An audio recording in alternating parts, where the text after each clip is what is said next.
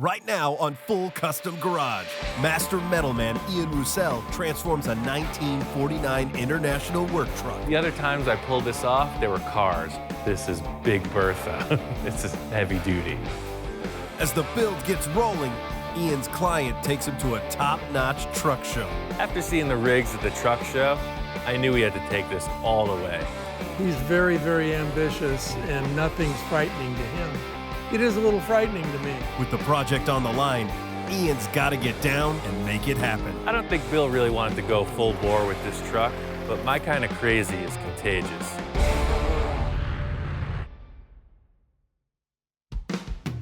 My friend Bill's got a new project he wants to start. I've worked with him a few times in the past, and all of his stuff has been unique. I really can't wait to see what he's got. I have a roll-off truck I haul trash with for myself and for clients. I have several containers, boxes that I can leave at clients. They can fill them. I can then go do something else. The roll-off truck is super versatile. I can haul a tractor, whatever, on the flatbed. I can haul material if I'm building something for my property. So it's very, very versatile. I don't want to work full-time at it, but it's fun for me the time that I get to do it. I like it a lot. Bill's into custom cars. He wants a custom rig. He wants to do something cool. What I want with the roll-off truck is something that's modern, with all the modern conveniences that they have. The automatics, the air brakes, the power steering, all that, but looks old, the old cab. That's what I'm shooting for. I've done a lot of body swaps. This is nothing new to me. The only thing is that it's bigger. I've been thinking about this project since Ian did the panel truck that I have. It's a '63 Ford panel truck. I pulled a couple ballsy moves, and I think he respected me for that.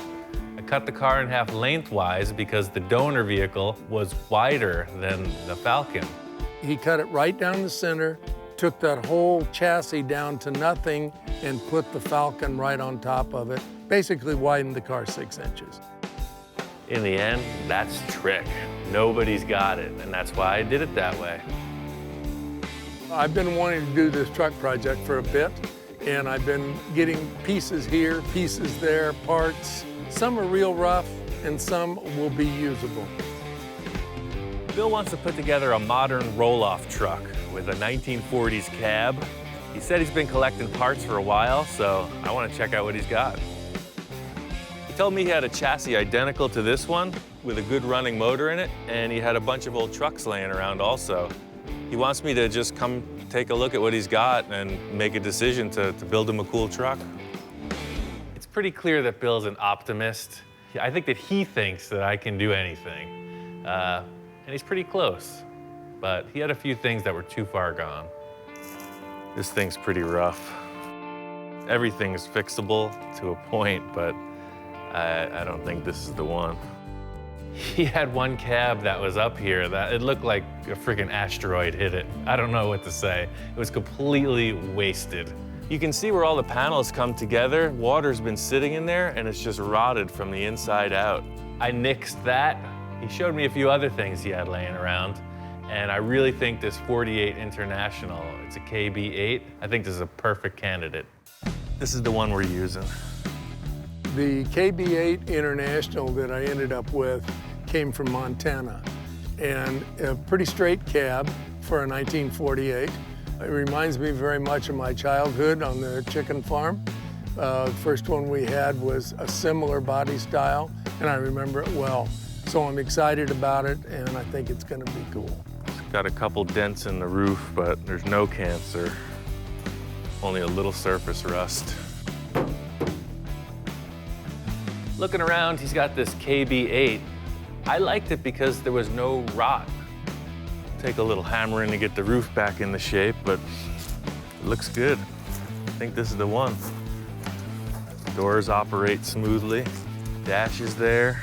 They've usually been picked clean, but this is really sweet. It's got all the knobs, gauges. It's like super old school. It's cool. It's Pretty crazy how a truck this big would have such a tiny little cab. I mean, to have two big guys in here, you know, going to work on the farm or whatever they're doing, not much room. It's all business in here. It's got the VIN number tags. It's legit. This is a good start. Seems like it's all here. There's pieces all over the place, but they all look good. Yeah, this is a really cool fender. I'm not familiar with the bigger international stuff in these early years. It's got some big, giant headlights, and it's in good shape. Yeah, that's what I'm talking about. No real rust, just a little weathering. I guess this is the donor chassis. He says it's in good working condition. The plus on this is it's got a low mileage, really powerful, modern turbo diesel engine with an automatic transmission. It's just too big for my shop. We'll have to do it here. The fact that we have all the parts for this makes it a lot easier. Typically I have to try to find some stuff, but it's all here, so I'm ready to get down. Everything I have done so far has been show car stuff, street car stuff. Building a cool custom truck is pretty much the same process, but the fact of this is it's got to be strong. It's got to be functional, and that's the challenge.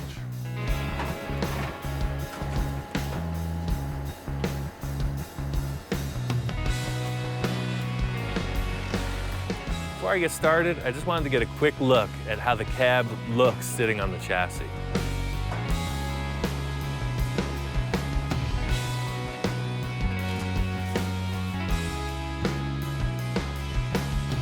It's great to see the cab fit on the chassis. I really like the look of the original cab, and I'm glad I didn't have to cut it up. The problem is, the 48 fenders are set up for a much narrower axle. I made some measurements. I'm gonna widen these fenders 3 inches on each side.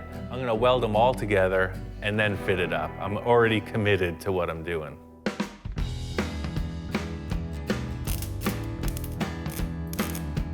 We had the body off and laid it here, and in a very, very short order, he was widening the fenders, and I'm going, wow, how involved are we really gonna get?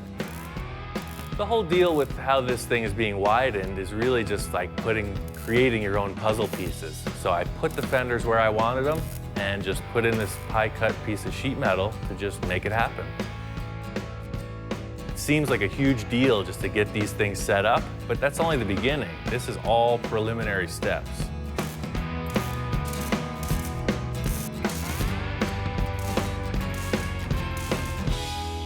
All the work I've done so far has been on the outside of the sheet metal. There's a lot of interior stuff, namely the engine and intercooler, radiator. They're huge. Since the thing's all in one piece now, I have to trim back all the excess sheet metal that's hanging around on the inside.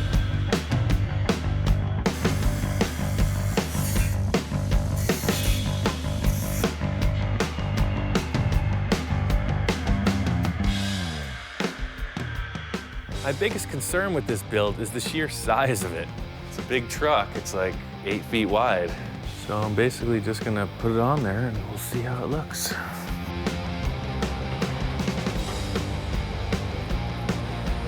When I first walked in on this cab, I had my little grandson Lincoln with me, and he oohed and awed about it, and Ian liked that, I think. Might seem silly, but Bill's grandson is here, and having him to review my work really helps out. Everything I do, I like to have sort of a childlike quality, you know, like a big toy. He looks at it, and it's Tonka time. Straight up, let's play.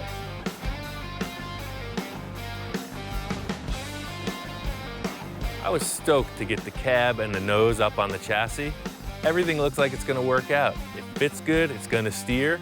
I'm charged, I'm ready to go. When I saw the cab on the chassis for the first time, I went, oh yeah, this guy nailed it. This is an old GMC, looks like it's from the 40s. Whoa, look at this engine. That is what I'm talking about. We're at a truck show for the American Truck Historical Society. It's a pretty cool setup. We're working hard on Bill's truck. He's got some wild ideas for this project, so I came up here to one of their shows to check it out. It's pretty hard to know what to expect, so showing up here, you see that there's all different kinds of trucks, different years, makes, models, etc. For me, it's the variety that's really interesting. I love the older stuff, anything pre-1950, but you can't argue with the huge horsepower in the 1970s rigs. I just like the variety of things that's here. There's everything from an old camper truck over there that the guy it's like a 50 Ford pickup that he's just cut up and done all kinds of stuff to. Then right next to it is like a 40s auto car that is a tow truck. So pretty impressive, the variety of things here, if you will. 33 Chevy pickup, and 33. You're all kinds of class in that thing.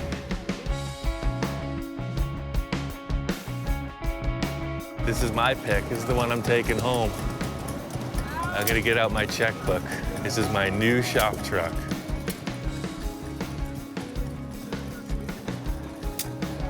I don't know what the heck this thing is. I've seen one other like it, but it was a full body. I don't know if this has some relation. Apparently they were made for GM, like at some point, maybe a World's Fair or some kind of promotional effort. This thing is amazing.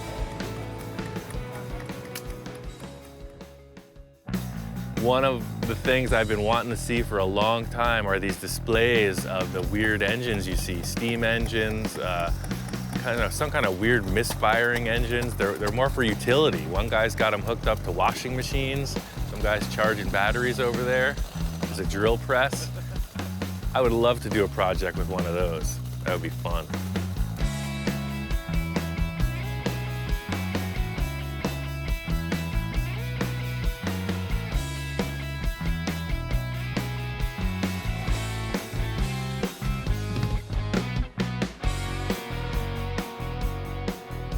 I didn't need motivation to get excited about finishing my truck, but this definitely does it. If I could have it on the road next week, it would be great. Checking out all this stuff, it's been really cool. Bill's ideas have merit. I'm stoked. I was a little concerned when he told me his first plan, but his truck's got a brand new chassis under it. It's got the look of these older rigs, and it's full custom.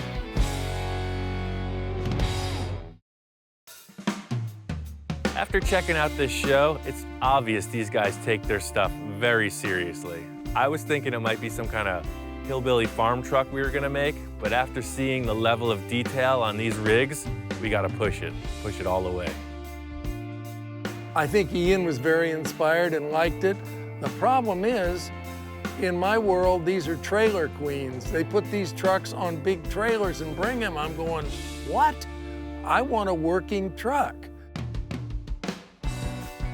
So we get this cab set up on the chassis, and it looks bitchin'. I'm really happy with it. Bill's big concern is getting access to this engine. He really likes the idea of the old school trapdoor style hood. I think we should just go bigger. The whole plan here is the nose of the truck, the hood, the side panels, the fenders, the bumper, the lights, the kitchen sink. The whole deal slides forward and gets out of your way. You want to check the oil? There's nothing stopping you. I helped out on a build of a really cool truck, showed Bill a bunch of pictures of it, and I think we could use the same formula for this, just upsize everything. We need to get this so that it's a sliding mechanism. I'm thinking like trailer hitch stock. It's like, see how you got these two square telescopic tubes? Oh. If we just had some generic material. You know, I have some tube down there on the pipe rack that I want you to take a look at that might work for that. I think trailer hitch stock will be perfect. I thought I had all the parts for this build, but we didn't expect to make a tilt sliding nose. Bill's got a lot of stuff laying around here, so we're just gonna see if he's got what it takes. It looks like he's got a bunch of trailer hitch stock laying up here. So this should work for the slider. He's got more than enough. I want to make this nose slide forward and pivot. I think the trailer hitch stock will be the perfect thing to make this work. That's the stuff, man. So my idea for the sliding tilt nose I got this trailer hitch receiver stock, and he has the interior section for that. See, it's different than the standard stuff because it's got rounded edges. So it slides on there pretty nice. I thought I'd take the rust off, but that seems like it acts as sort of a bearing. So this will be incorporated to the truck frame, 2 of them parallel, and then I'll cut 2 sections of this off, and the whole nose will slide forward, and then there'll be pivots here. So it slides off of the front of the truck and then pivots up. It's a telescopic square steel tube. It's super strong. I have a feeling it's gonna work out perfect.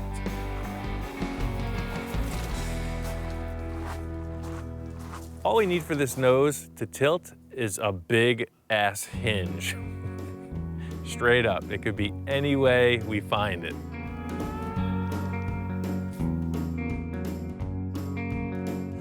I have a box of hinges here of different applications of different things we've done. The fact that these things need to be strong is critical. There's gonna be so much leverage. I can't even calculate how much leverage this nose is gonna put on the hinge pin.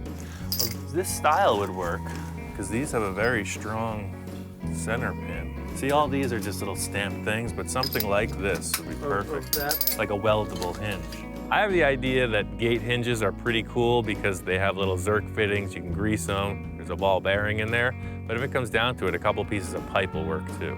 Something like that. These are these small ones again. These will totally work. They got little Zerk fittings. Yeah, those yeah, these are totally perfect. They got a little ball bearing in there to help support it. I've done a bunch of tilt hoods on cars. I haven't used any hinges this strong, so all I could say is let's give it a try. What could possibly go wrong? After Ian got all the parts together to do the tilt, I get it now. It came through and I understand what he's trying to do. He showed me another truck that he had tilted, but again, this is just a work truck, not a show truck. My whole deal is proving it by the work. I'm just gonna bust this out, and I know he'll like it. I got the 2 trailer hitch receivers set up. I was able to use the original bumper brackets, which is a huge time saver. The good thing about mounting off the original bumper brackets is this whole unit will be adjustable if you needed to reposition it. Say it got hit or loosened up or something. So this is the part that will actually hold the bumper and the entire skin of the nose of the truck. The whole idea is kind of like a trailer hitch in your car or truck. There's like a receiver, and then there's a piece that inserts into it. You can see here how they'll pivot. What I have to do now is create a cross brace that doesn't attach anything except the hinges so that the whole nose and bumper will rotate around this assembly.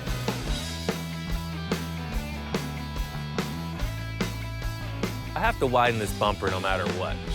Bill's got a cool old license plate he wants to use, and I got an idea on how to incorporate a special frame into the front bumper.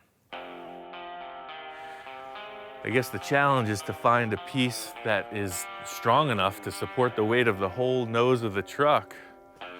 The bumper's 8 inches from top to bottom, so if there was like a C channel, 8 inches, we could kind of French the license plate and be super strong. You got 6-inch channel, which would fit, but, well, that won't even fit. Huh. I'd say that looks like a license plate frame. I'll just cut the rear legs off of this I-beam, and then we have a surround. That's plenty strong. Some kind of piece of an old tractor. Recycle. The whole thing about using this big chunk of steel, for me, is the strength. This is the center of the entire mounting point of the nose. I know that I can make this thing work. The main feature is that it needs to be strong. The license plate happens to fit, and I think it's gonna work.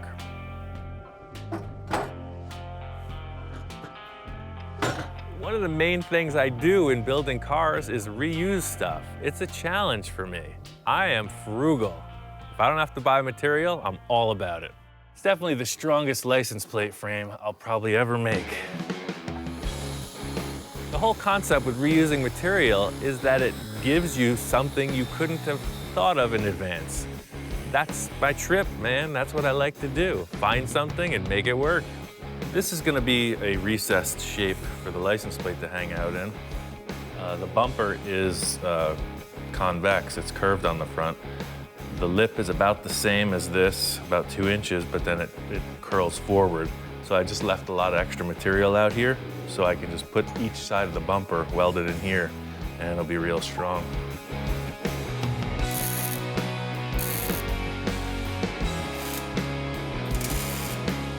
This grill's a little bent, so it's a little deceptive, but the whole framework is squared up with the body, so. I guess I'm gonna just cut the bumper right in half and just kind of fit it and see what it looks like.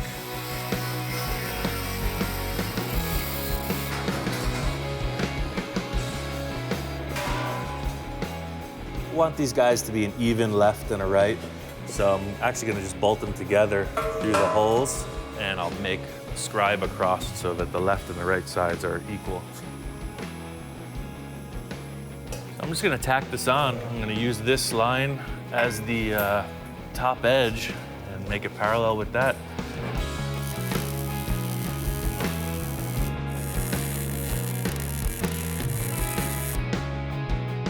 Just like backwards, sort of.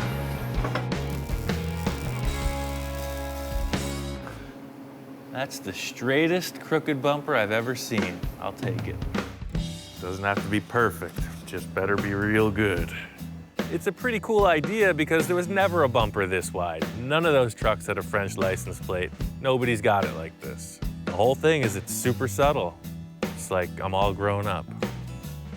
Today I brought the license plate down and he had, as he calls it, Frenched it into the bumper and fit perfect, looks perfect, is perfect. So some of my apprehension is going away. Yeah, I like your license plate. Yeah, it worked out pretty good. Custom license plate. So the, you know, the bumper's still kind of banged up, but you could body work it. We'll clean it up a little bit, yeah. No, I think it looks great, man. A lot of work, Yeah. I don't think Bill really wanted to go full bore with this truck, but my kind of crazy is contagious. After Bill saw that tilt bumper, he was all about it. All right, this is more like it. Usually I'm laying on the ground underneath stuff. I feel a little more in my element. So all I'm gonna do here is we still have the hinge that's just floating. The big structure in the center is something I'm gonna tie into.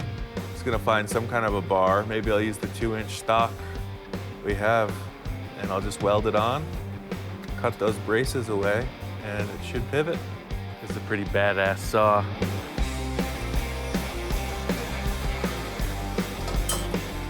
This 2-inch tube is attaching on the far end to that big center section that I made, which is super strong.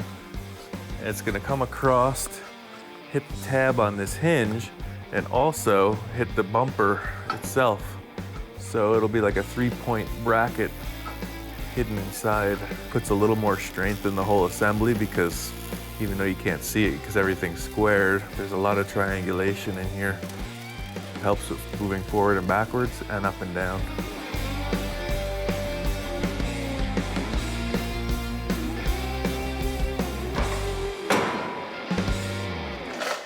All right, so the last part of this is getting the sheet metal attached to the pivoting bumper.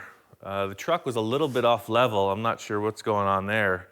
So that could be in the suspension. All I did was put a floor jack under the axle, and I got the whole bumper and the chassis leveled perfectly. Fortunately, there was this car lift here, so I just attached a piece of that to the cross bracing and kind of strapped it off to the motorhome over there and just got everything squared up. A little pushing and pulling, but now that it's in shape, centered, and level, I'm gonna just build a frame at a 2-inch square, same stuff we've been using. I'm gonna make an arch that goes up underneath each side of the fender, and then just build some kind of gusseting around that just to grab all the sheet metal so it doesn't get out of shape when it lifts. So you got this old bracing in here. My idea is to come back right near the slider there and then arch up around, grabbing that original brace and also having something up here in the top of the center of the fender. This truck was not set up for anything like this. The engineers never imagined this for this vehicle. So I'm just building like a whole new front of the frame, basically.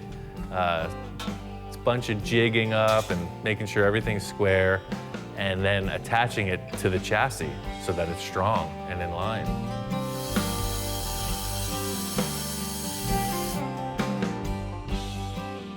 So the whole idea is, as this bumper's pivoting, this will pivot as well, but it'll offer support to the sheet metal. So I'm gonna do that on both sides, and then I'll follow up with those arch shapes.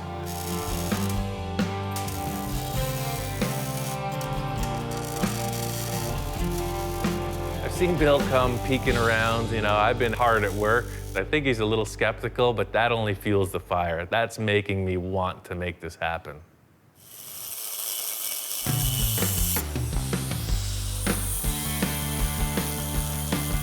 Yeah, the idea with using these curved pieces is by putting them through that machine, it makes them incredibly rigid. It puts a lot of stress in it. So these, along with a few other gussets, will be the support of all the sheet metal inside. The way that this curve comes in is going to be perfect. You see it intersects the original bracket in the fender. I can just trim that back, weld it up, and I'll make a miter joint down at the bottom here. It'll work out good.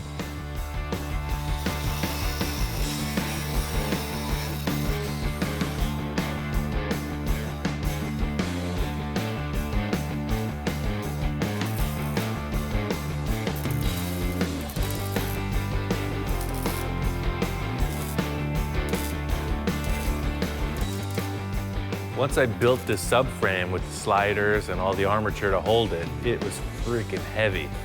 It's gotta be incredibly strong. It's gonna have a huge amount of weight. The other times I pulled this off, there were cars. You could just grab it by hand and slide it. This is Big Bertha. It's heavy duty. Once I got the under structure in place, I had to move on to the gravel pan. It was the last thing I needed to do to see if my idea was gonna work. The original truck has like this splash pan, gravel pan, whatever you want to call it. It's like a trim sheet metal that goes between the bumper and the fenders. All right, so I'm gonna try to splice these pans in. The dimensions from the fender to the bumper are a little bit different. And there's no real reason to use these except that I like the little design. It makes it look a little more old-fashioned. The frame spot doesn't really match up as it did in the other one. I'm probably just gonna cut them in half and piece together what I can. It would have been 10 times easier to just take a piece of steel and fill in the area where the gravel pan is. It's little things like this gravel pan modification that are my signature. See, this got split in half before it was all taken apart, so this guy will just weld right up to the grill like that. I'll lap it onto the bumper, seam it in, cut it right through there, move it over. This little bump doesn't line up with the frame, so I'll probably just make a new shape to cover the frame that'll sort of represent what was there. Right, so we're gonna cut her up, weld her in, get her done.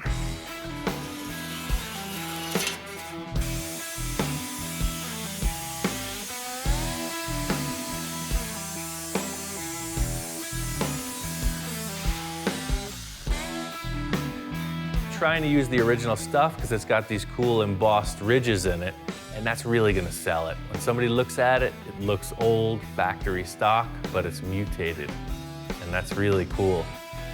There's a lot of work in getting this to fit, but it's worth it in the end, I know it.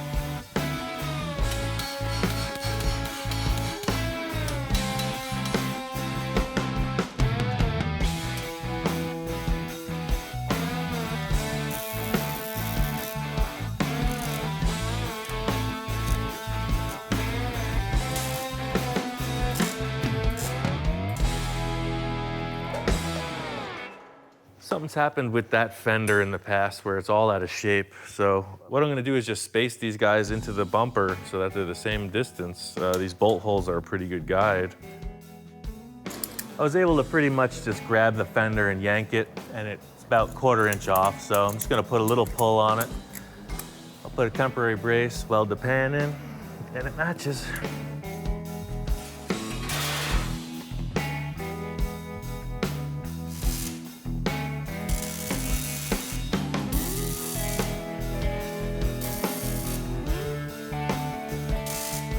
Got the majority of the pans put in. You can see I still got to fab up these center pieces from where they split and got wider.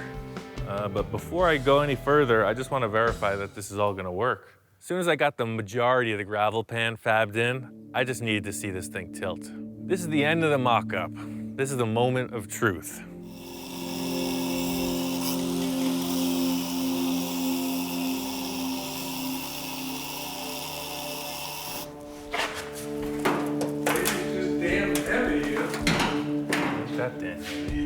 Par for the course. All of this work, I finally get the thing ready to tilt, and it's stuck.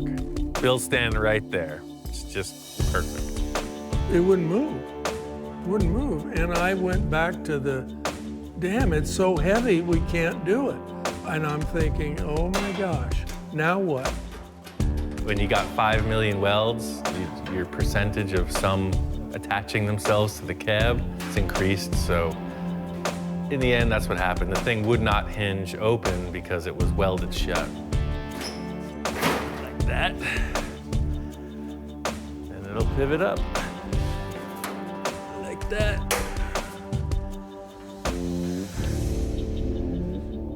There it is.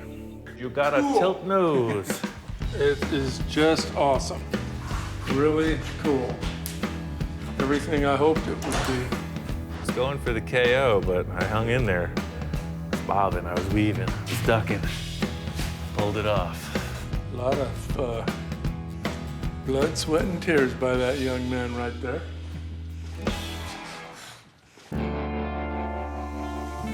Once I got the hood tilt understructure and gravel pan in, I went on to the hydraulics.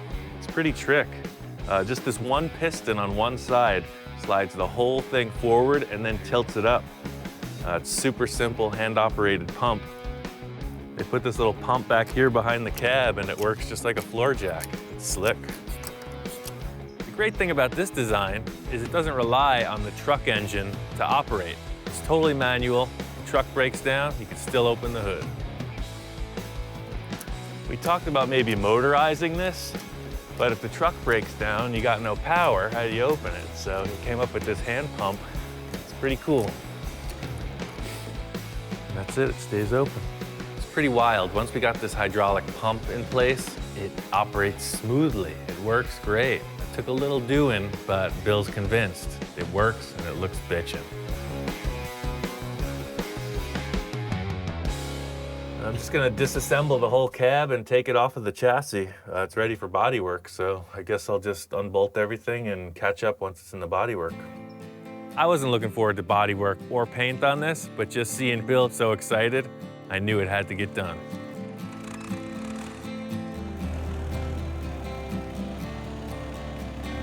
This went further than I expected, and I had to sell the white truck that is my one and only roll-off truck to fund this. So now we're kind of at an urgency to finish it. Trying to get this thing as clean as possible. We really bondoed out almost the whole body. The roof was in horrible condition. And then we went in and sanded everything inside and out, wire wheeled it. So I'm just gonna wipe off the last bit of the dust and primer it. I'll just primer this, then we'll set it back on the chassis and just make sure everything fits before we paint it. That way nothing chips when we assemble it.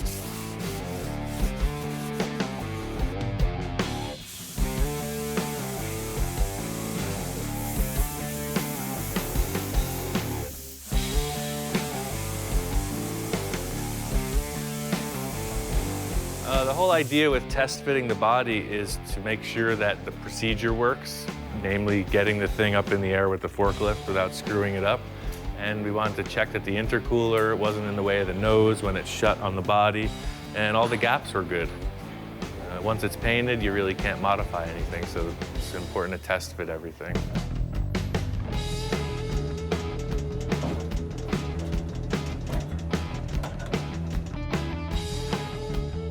Cool, we'll check out this intercooler. Let's see if it works.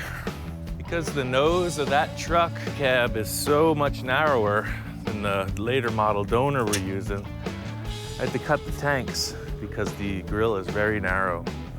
So I cut them, plated them, and then we ran into another problem where this corner was too wide still. So I cut a little diamond shape out of each side.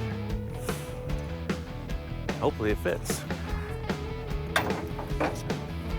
That's the really cool thing, is it sits in the little saddle like somebody from the factory made it. All right, Captain, lower the drawbridge. Say, that's a nice truck you've got there. If there's any little adjustments we have to do once it's painted, it's no sweat. You know, we'll be away from the paint. That's all I was worried about. With such an intense project like this, it really helps when the original mechanical parts remain intact. With the intercooler, the steering, everything else mechanical, it really helps out in the end when it's all stock. We're just gonna do a few more coats of primer, sand, then paint it. After that, it's assemble and drive. I find it easier to just put like a whole bunch of stuff all over the table, and it's kind of like a cooking show, you know? I don't really know what I'm doing, just as long as it's green. I'm gonna spray it.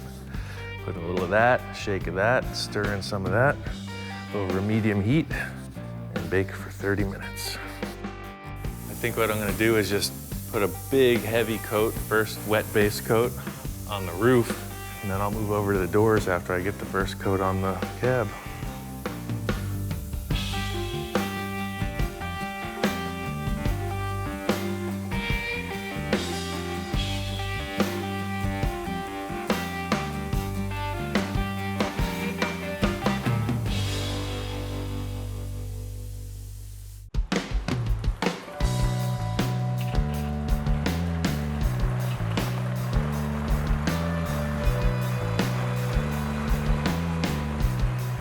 Got this thing painted, assembled. This truck is clean. I mean, it's really badass. I wish I could drive it. The cool factor is that it's super subtle. The few people who've seen it are just blown away. Just because it looks like a stock truck. I mean, it's hard to tell. And you do the special hood and you show them what's going on. And it's cool. I can't wait to take this thing to a show. The thing I like most about it is the front view. Obviously, we know the fenders are widened, but you don't think that when you look at it. You just think, what a freaking big truck. There's not one thing I would change on this truck. I love everything about it. A lot of that is due to Ian and his persistence and his fabrication. My job was all the heavy fabrication and assembly, and then Bill got down on all the accessories and finishing parts. He polished out all the stainless steel, got some bitchin' aluminum rims, got the special mirrors, the chrome horns, the air cleaner. I mean, he knows what a truck needs to be legal on the road, so he fitted out with everything DOT approved and all the trick, cool looking stuff too. Oh, the best thing is, of course, the tilt front end that I was very apprehensive about. You know, it's just awesome. I mean, I've showed it to people and they go, really? How does that work? Well, works like this, and you just pump this hydraulic jack and it tilts and goes out. But people that are not even car or truck people are very like, wow, it's just something way different. And that, of course, is the best part. And that it still has the old look. When it's rolling down the road, you can't tell the front tilts like that. But when you stop and you tilt it, cool. The cool factor, it's like, it's a real question mark. That's the whole thing. It's people look at it, and guys who know trucks are like, there was no roll-off trucks in 1948. I think Ian, as time has gone along, and I've done the little things that I've done to it, he now gets that it's going to be a working truck. I don't think he really got that before because he's never built anything like this. It's mostly show cars and toys. It's a show truck and it's a toy, but it's a working all of that. It's a multi-functioning truck. It'll function as a flatbed truck, a dump truck, a van, does everything. And that is the beauty of that truck. Yeah, I just use it mainly as a toy. If my wife were here, she'd say it's an expensive toy. which that's okay. It pays for itself, and I have fun, and that's what life is. But the truck itself worked perfectly. I'm very happy. I'm very happy with it. Turned out great. In the end, I mean, Bill is stoked. He's super happy about it, and I'm jealous. That means it's a good project.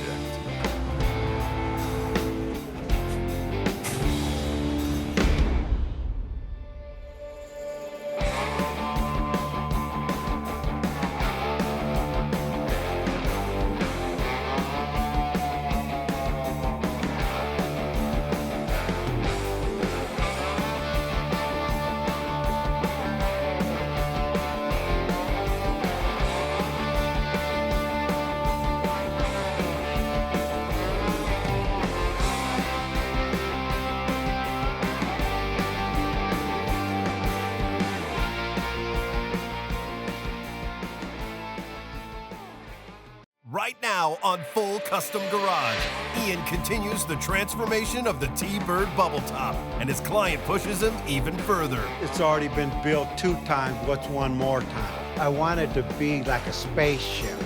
Some people would think of this abstract idea as like, what? And I'm like, yes. I spent a couple seconds inside that dome, and it's hot. So we're having vents in the front that'll vent the cabin, and then vents in the back that'll exhaust it. But the mission doesn't stop there. My whole task here is creative metalwork and mad scientist inspiration. He's got a pro interior dude. I meet the guy, and it turns out he's deaf. And Victor's like moving around, flailing his hands, this and that. You know what? I move my hands, and I'm a hand talker, if you could see, and we could communicate perfectly. He's talking about making it look like this is like the main power source for the entire car. It's crystal-powered Spaceship. I'm a subtle guy, if you could tell by my car. With the finish line in sight, Ian and Victor take the bubble top out of this world. We're on the final run of the whole game right here. And Victor comes up with another idea. But now I said, Ian, we need a new element. He wants to take it one step further, so we're gonna try something unique once more with the roof. I don't know exactly how we're gonna get there, but this car is gonna be amazing.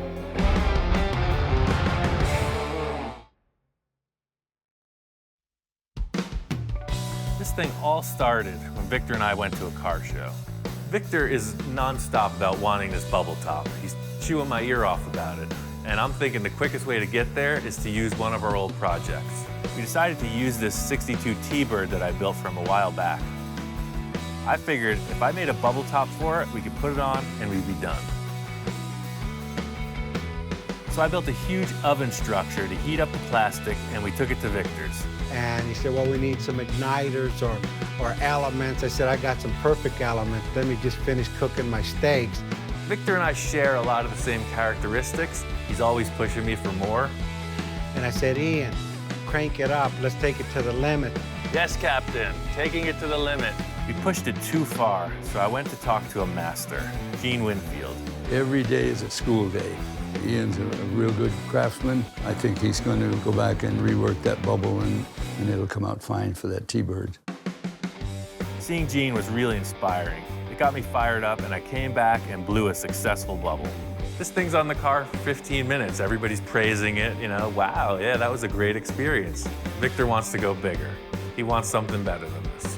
When I seen it come out, I said we achieved our goal. And if we were normal people, we would say, all right, let's get the hell out of here. We're done, but we're not. The crazy thing about working with Victor is he's always pushing me. We're sitting there checking the car out, thinking about ideas, and he comes up with this spinning bubble top. I said, okay, Ian, this one's gonna spin, go up and down and spin. This is such a crazy idea. I just needed to build it quickly and cheaply to see if it would really work. Literally, this car lifts up, spins around. It's awesome. You've never seen that before. I took it down to Victor's to show it to him. I pull in with the trailer and I see Victor. He's not really jumping for joy, let's say that. But just seeing this wild concept got his brain going in a whole new direction. Accomplishing this bubble top, I think I might have blew a fuse or something in Victor's psyche, because now he's really going off the deep end. He's talking about some wild concepts, and we're only at the beginning of this next stage. The whole thing is detail. I have to remove this foam in the most precise manner possible.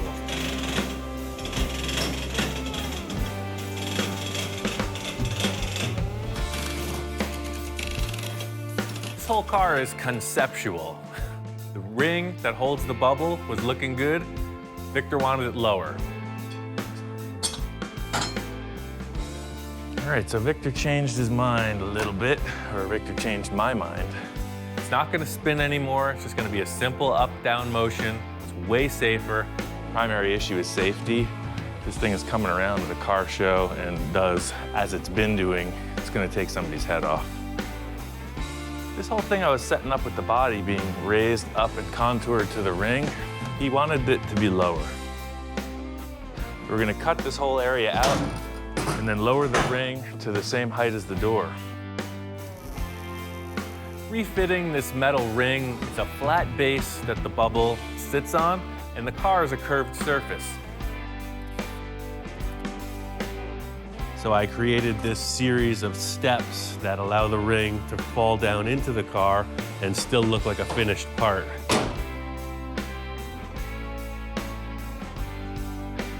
Once all these pieces get finished up with the door jambs, and then this whole thing is blended together with fiberglass, it's gonna look really neat.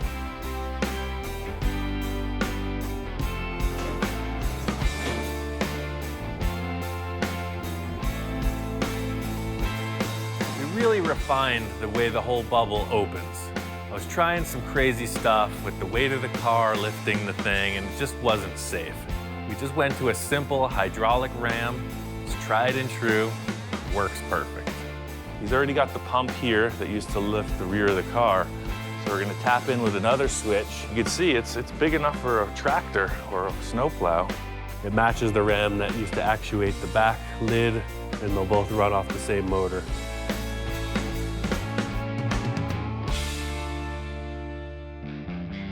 I spent a couple seconds inside that dome, and it's hot. This thing's a spaceship. There's people inside. There needs to be a way for air to get in and out. I made these vents in the front of the car. Victor loved them. He came up with this concept. He wants some more vents towards the rear. So my challenge is to match them, complement the front with the back.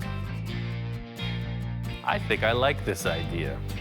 The car is so flat that by putting these vents in, it's pretty cool. It kind of lends itself to the louvering thing in the 50s, but this is like new, old space age stuff. All these vents work.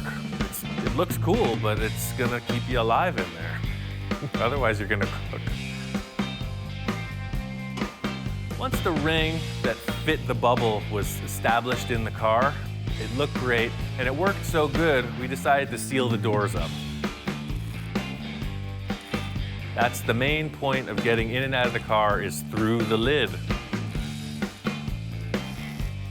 So the bubble top's gonna be the only way you can get into the car. That'll hinge up and you'll get into it like you would a flying saucer. Should be cool.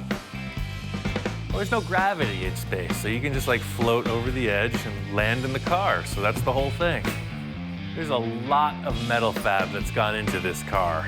It's really been a huge process. But that's only the tip of the iceberg. The plastic part is the real challenge here.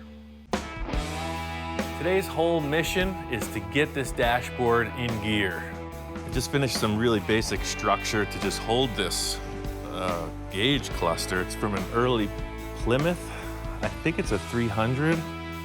This has been used in a couple other really popular show cars. And the reason we're using it is because it's freaking cool. Since we added the bubble on it, I said, hey, we can't just have a regular car interior.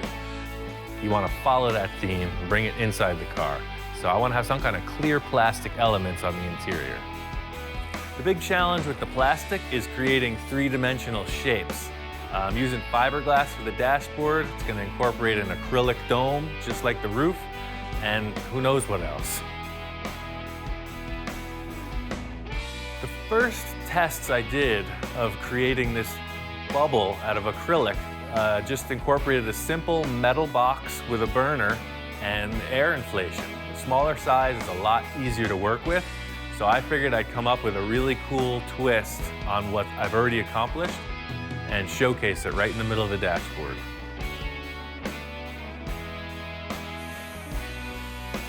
Every bubble I've seen has been blown off of a flat base. I thought, why can't you just do it off a curved base?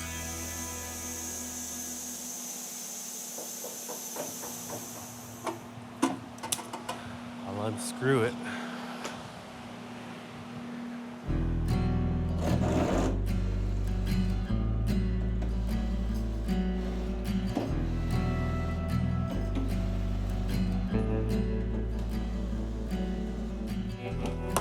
The main difference being I created a metal backboard with this S-curve, because when it's sitting in the car, this is going to be the center console. So the center console wraps up, and then you have your gauge pod here, and it goes into the dashboard. So this is just a piece of sheet metal, a couple pieces of 55-gallon drum, an old brake line.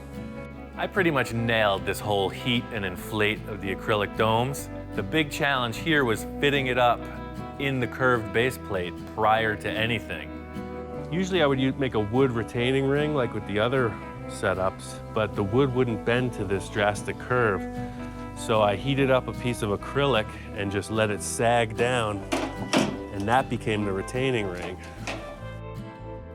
So what the paper does, you can see the holes I punched here. The air comes in, you see the hot air blast, and it just diffuses and gently fills the thing up with air. So it's a gasket, pretty slick. These two got overheated, but it's still the center that I'm looking for. So I'm gonna cut this center out and I'll put it in the car and you'll get a look at it. By building this cool metal backboard, it puts an S-curve in the base of the bubble and it makes a perfect transition from the horizontal dashboard down into the center console. So this is like your center console here. And then to get to the switches and stuff on the gauge, this will lift just like the roof on some kind of a air ram. And then you can turn on your lights and all the other stuff. So it's just like dimensional plastic shapes. You know, you got 1, 2, and then 3. It's gonna be like a real fishbowl in here. This whole thing is really my greatest achievement.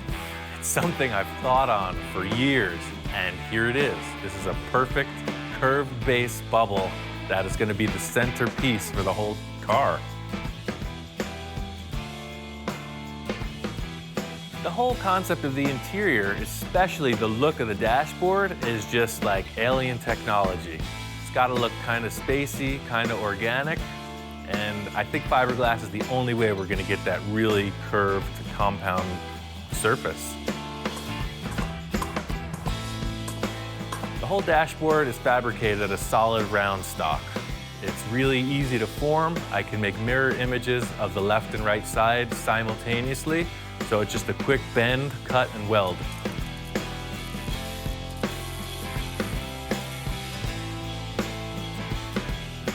Setting this whole frame up is typical fabrication. It was a no-brainer for me.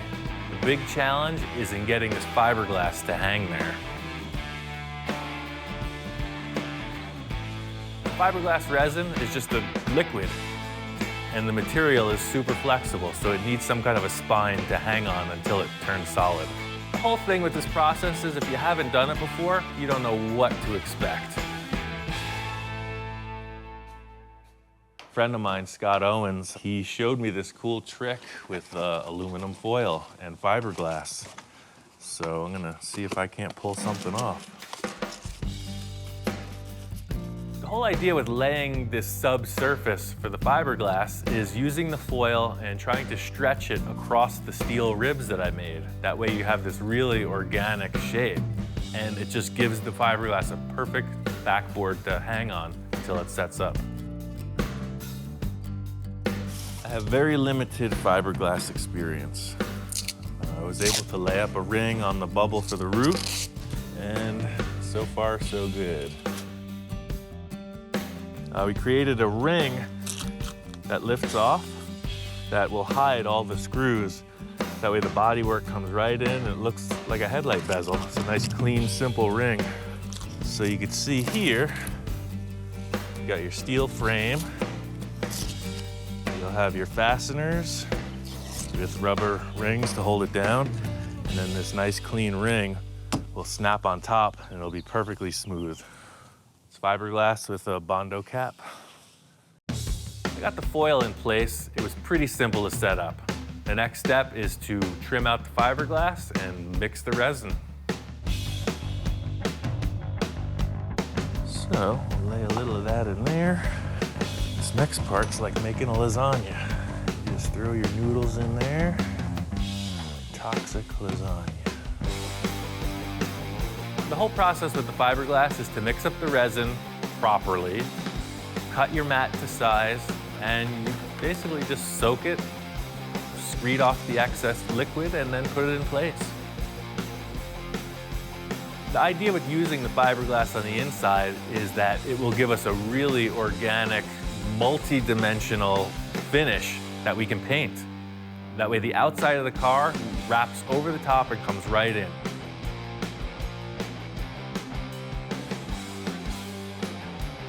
I really like the idea of doing more fiberglass work. Way faster than metal, and it's lightweight.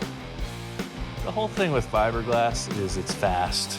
It's a little stinky, but if you were to create these compound curves in steel or aluminum, you'd be at it a lot longer than the 20 minutes I've invested so far.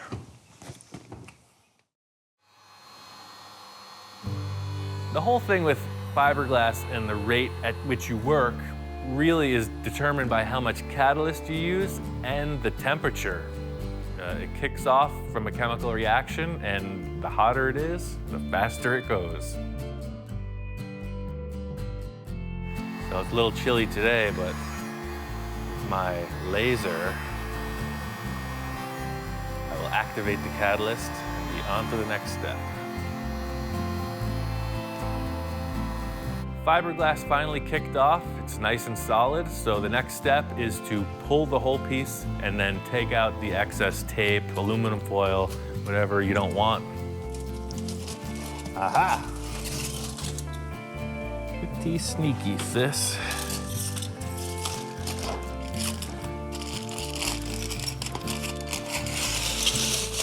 I pulled it off the dashboard, and it looks like it's a piece that will fit on and off as many times as you need. Let it cure up like that.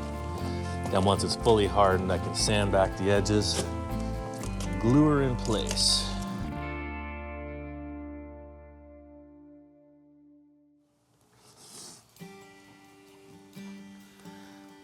The last step in this preparation is to just bulk it up a little bit with some Bondo. Fiberglass is good and strong, but there's some surface imperfections that I don't really want to sand out because that would make it a little weaker. So I'm going to build up the surface with some Bondo while the resin's still fresh. That way the initial block sanding of the whole piece will really cut back the Bondo instead of the structure of the fiberglass. And the cool factor is the Bondo and the fiberglass are friends.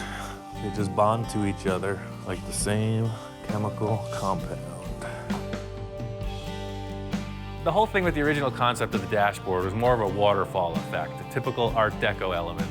I came up with this thing with a center rib, and it's still that flavor, and the sky's the limit at this point. This is where the sculpturing starts. It remains to be seen what Victor thinks of this design. He explained something that was exactly the opposite of what I've accomplished. So we'll see what he says. I have two concaved panels meeting at a rib. He wanted two convex panels, more like a waterfall. Create two puffed shapes, almost like a tuck and roll upholstery job. It could still be done because now we have a structure to work off of.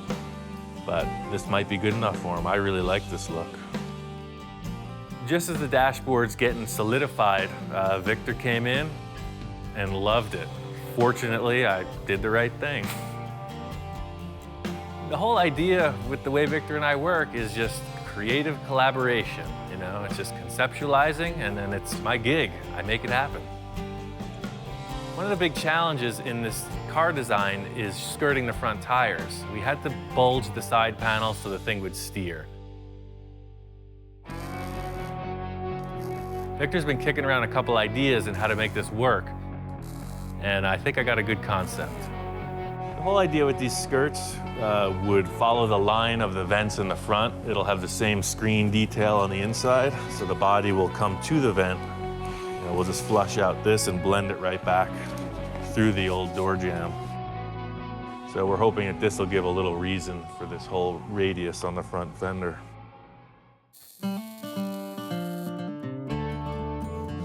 Laid out these square tubes that are going to be the base of the floor. I think we're just going to make the seats ourselves. Victor didn't like the seat that was in the car, so I just set up a framework here. It'll be the base of the floor that's going to roll down into the footwell. It's a spaceship, you know? No rules.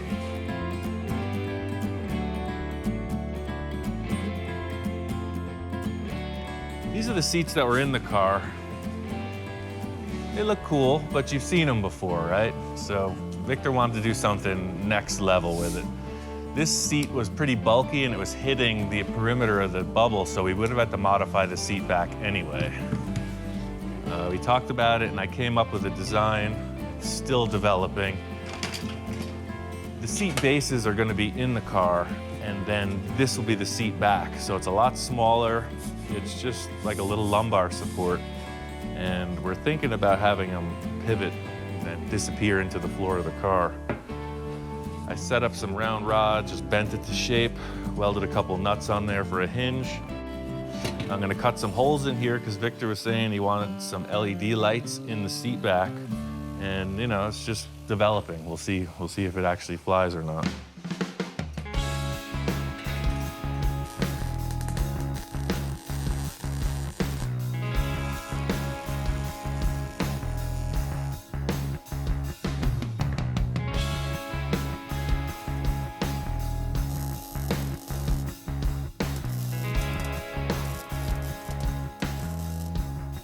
These are on hinges, that way they'll be adjustable.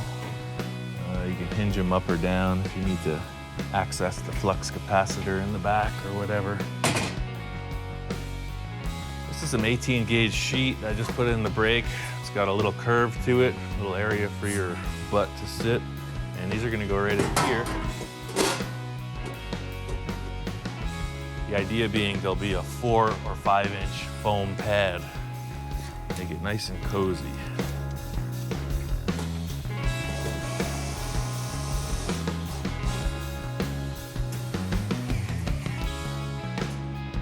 My whole task with the interior on this car is really just framing it out. I tried one interior in the past and I really have a lot to improve on, so I'm gonna let the professional handle it. The one thing anybody who is gonna critique a bubble top, the first thing the negative people say is, it's gonna be really hot in there. Victor's answer to that is a vintage stainless steel fan.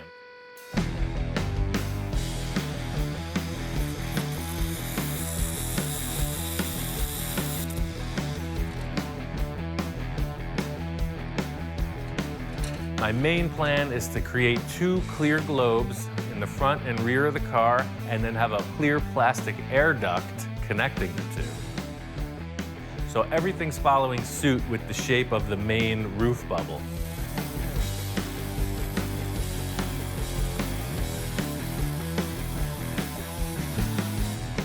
So this is the back wall that will have the air coming from the upper vent down through here. So I'm just gonna shroud this in. That way the fan will draw. You know, this will all be walled off. It'll have no choice but to draw through that vent up there.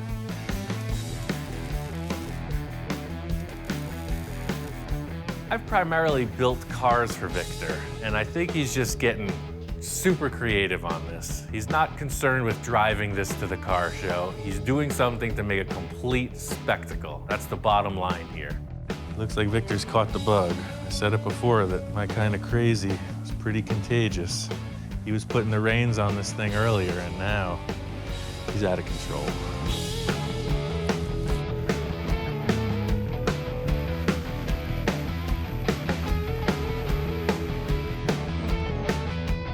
So that's the concept. The air comes through the back vent, through the fan, into that tube, and then it ventilates the cabin. Feel that breeze, Tony? It's good, nice, right? The big cool factor with having Victor's guys to back me up on the body shop aspect really allows me to try to pull off one last trick.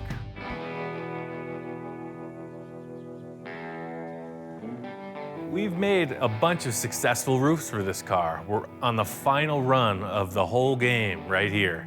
And Victor comes up with another idea. The third one came out perfect. It flowed perfectly. But now I said, Ian, we need a new element. He wants to take it one step further, so we're gonna try something unique once more with the roof.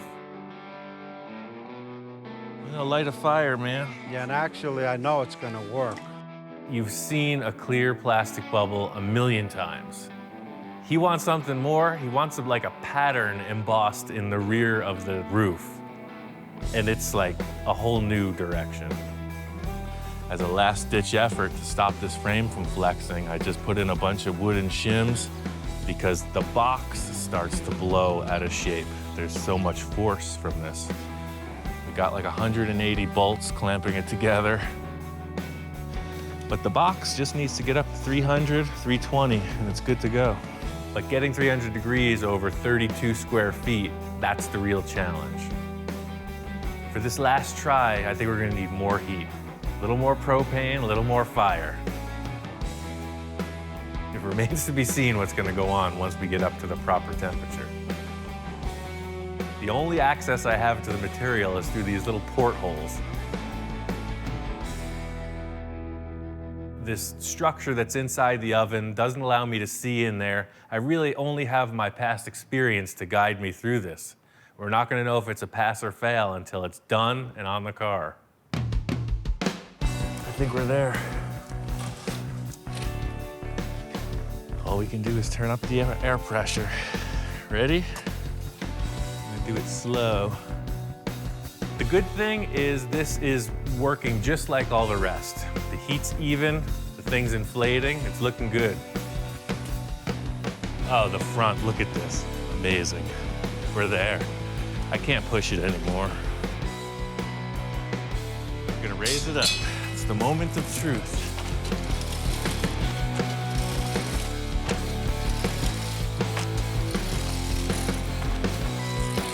Oh, we got it, man. Look at that. Yeah, see, that's what I was looking for. We get this thing nailed. It looks perfect. I think we're good. I think we got it. And it's just enough rib, and all of them have ribs. That's what we added on here. Raise it up out of the oven, and there's like a defect. I put all these reinforcing screws in there, and one of them has pushed the base out of position after it's inflated. There was one screw that was still poking through, hitting the second bar, which didn't allow it to sit. The bubble came out perfect, but the screw was hitting, so the front of it wasn't straight. When we put it on the car, it's not gonna fit. It's like an old record on a record player when they get a lump in them. That's what we have in our base. It's not gonna work.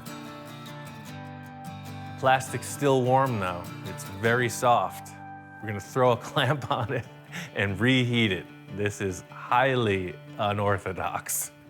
So there's always something. This is our last ditch effort. The bubble came out pretty good, but see the base plate gave out right here. It's kind of warped. I got the ovens on high on this side. We're gonna put a piece of steel, clamp it, and lower it back in, and try to get some of that shape to even out. We're gonna try this one little remedy and then take the thing out, see how it looks with that buck off of it. That was a perfect bubble too. Up more. All right, right there, we're on it. How's she looking? I think you got it, man. I think you healed it.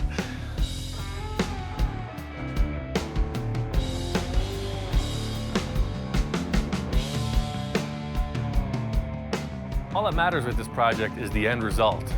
I mean, once you pull the bubble out of the oven and see this apparatus attached to it, you know it's pretty intense. Everything looks great. It's back into shape. The whole idea is to just cool it off, raise it up out of the box, and unclamp this beast. I took this 1/2-inch MDF board and created a series of templates off of the bubble Victor liked most. I spaced them out 8 inches apart, made a whole bunch of support to withstand the pressure of this bubble pushing against it, and fastened it to the backboard. Good. Getting the buck off of this thing really revealed that it was a successful idea. This was uncharted territory, and the result was ideal. It's pretty crazy. But the real tell is going to be how it fits on the car. That's what this is all about. So we cut it out, brought it over to the car, and then, yeah, that was what we were looking for. It's freaking awesome. Look at it from this angle, man. This is freaking ridiculous. That with the lights coming through, bend down and look through. Yeah, and then look what it shows, the other bubbles in there. Bubbles in the bubbles. That's impressive. The whole idea with these ribs in the roof was that it was going to diffuse light. It was going to look like multiple layers of plastic, and we nailed it. When you look through, you see all these ridges, there's a million reflections, there's the interior bubbles, it's just out of this world. Victor's in love with this thing. I think he was just like gambling, you know, with this last-ditch effort to pull something off, and he won. I've never seen anybody do that before.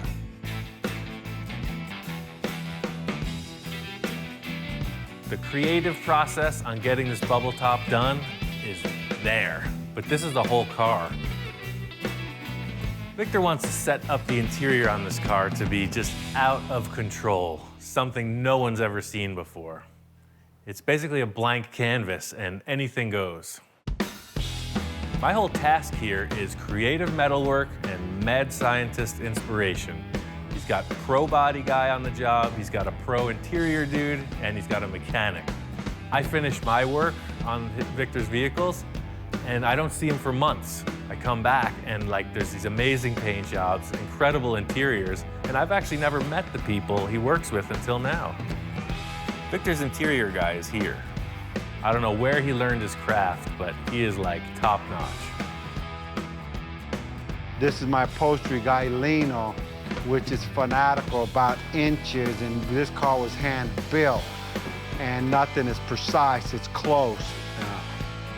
And we're trying to just figure out the details on filling in gaps where we didn't anticipate, you know, area that need to be filled in or something added to it. You give him an idea, and if it's not right or flows, he'll make it flow and tie into the concept of what we're trying to achieve. He won't do it unless we could do it right.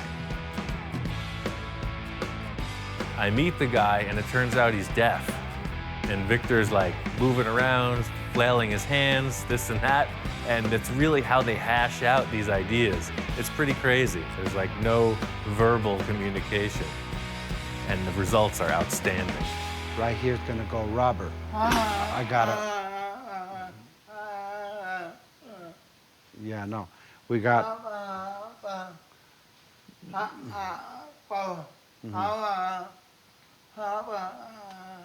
He's saying here, he told the guy to put steel in here and to clean up this edge. But I told him I got a rubber grommet gonna cover all this stuff, and he says no.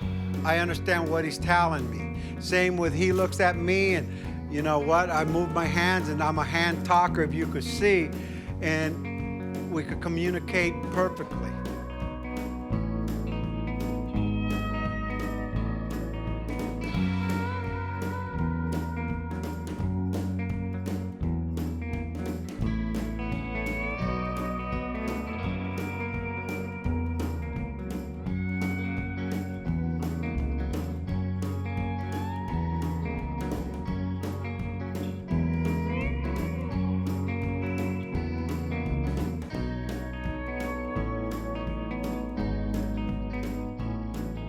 He understands what our goal is to make an awesome vehicle that we could share with everybody. The diamond. Oh, he wants to put diamonds in there. Let's see. I think he's caught the crazy too, man. Now he's getting out of control. Yeah. He was Mr. Conservative at first. No, he's like, Now he's fallen under the spell. this here, I had to take my old lady's jewelry apart, but she won't figure that out in a while. The whole concept with the center console is to move air through the cabin. And Victor comes up with these crazy ideas. He's got all these clear crystals. He's got LED lights. He's talking about making it look like this is like the main power source for the entire car. It's crystal-powered Spaceship. There's 100 different variations. But you see how this is in the day, people. Here, let me adjust that. Here we go. You see, there's another one. Or maybe you want that, or maybe you want this. Or maybe we'll do that. That's pretty cool there, yeah. I mean, it's getting like out of control. And we'll do it subtle. I'm a subtle guy, if you could tell by my car. Every time I look at it, I envision things. My vision comes from just looking and expressing, this is the way I feel. You know what, I may be an old man on the outside, but inside I have a vision and I'm cool. And this is the way I release my inner vision of what I think of cars. I've seen what this guy's done on the other interiors, and they've all been fairly conservative. His workmanship is out of this world. There's no limits on this interior, so I can't wait to see what he comes up with. We're gonna finish up the interior, then we're just gonna get the car wrapped, and just the final detail of just wiring it up, and we're done. We're so close. I let Victor take the reins in the last step of this project. I came in today, and the thing is freaking unbelievable.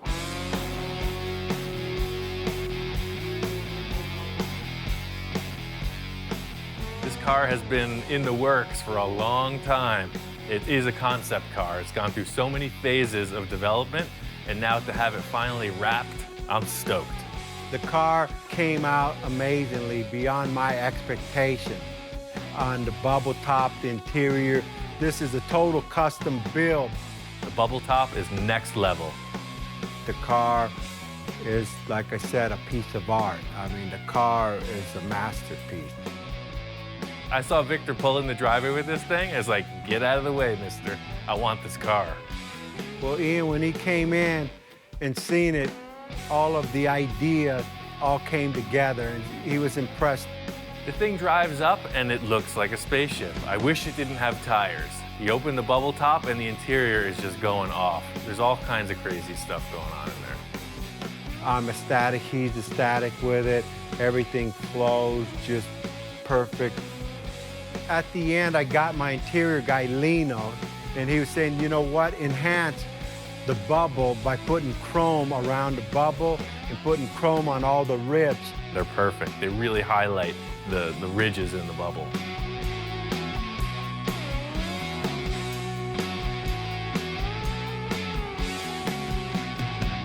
Victor wanted some kind of a crazy alien-inspired paint job. I seen a car going down the street with a wrap on it. And of course, me, I got the most crazy, elaborate wrap. It almost looked like a reptile. He had these guys come in and wrap it, and it looked reptilian. On paper, it looked brown. As we put it on, it was orange. And actually, I had a couple nights of lost sleep because I really hated it.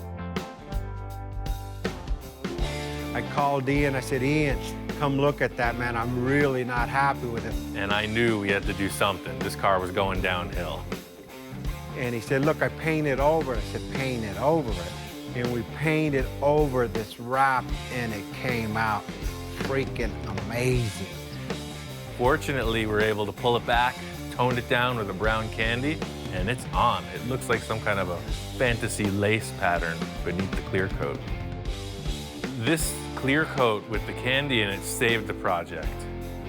That, to me, is the spice of life. I don't want things to go smoothly. I want to hit walls. I want to run through dead ends and recover from it. This is a perfect example. Ian is so resourceful. Maybe 90% of everything that's on this car that you see in the interior and exterior, besides the actual car, was stuff we made work. From the hydraulic system, from the parts, from the back bumper to the instrument panel. And if he doesn't have the part, he'll come up with something else. He'll walk around the junkyard and find something and put it in there, and it works better and at zero cost.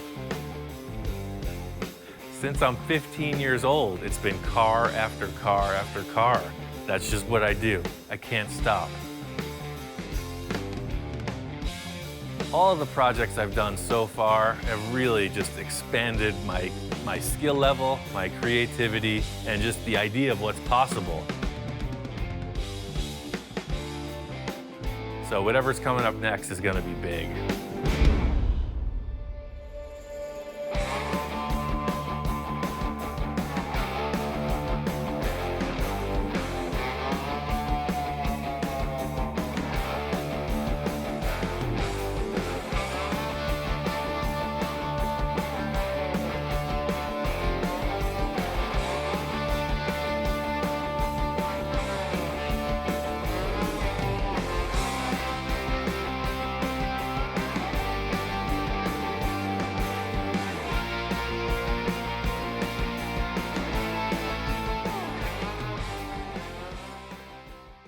Right now on Full Custom Garage, Master Metal Man Ian Rousell takes on the wild world of dune buggies.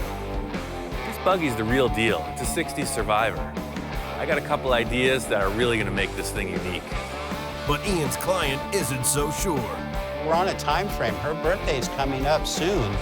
Got plans for this thing. I think he's gonna be stoked, and I think it's gonna work out really good. As the build progresses, Ian brings in some heavy artillery to help the cause. What do you think, Inspector? I got a dune buggy and a forklift and a dream. What more do you need?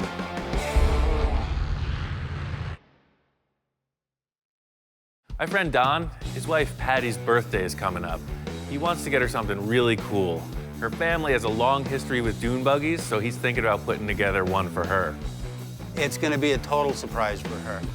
Growing up, her dad had a Myers-Manx when they first came out, and my wife had a lot of good memories with that dune buggy out at Pismo and some of the desert areas with that. Don is a car fanatic. His wife is a little more conservative. She's always wondering what he's doing over here. He's got 6 million cars.